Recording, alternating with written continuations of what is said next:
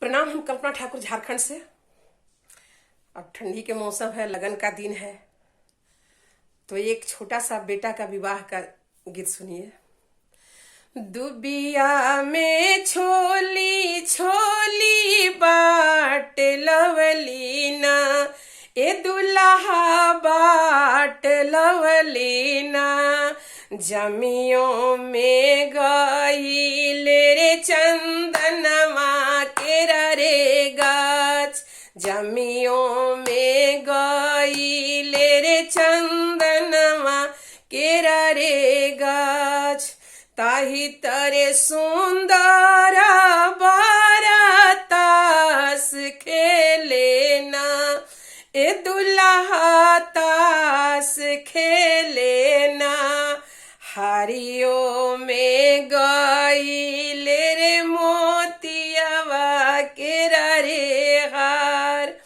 हारियों में गई रे मोतियावा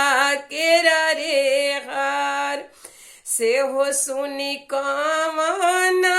दुल्हन रूस गईली ना, ए सुभवा रूस गईली ना,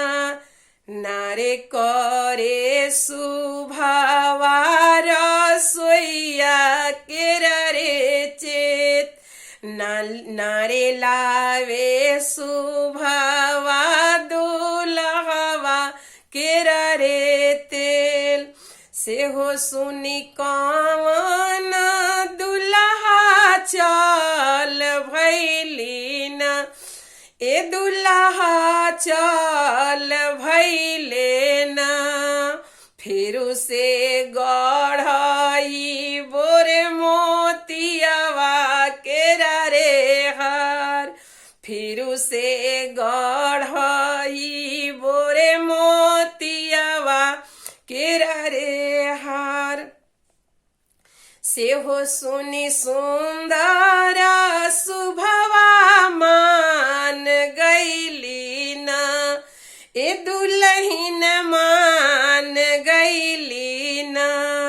करे लगले सुभवा रसोइया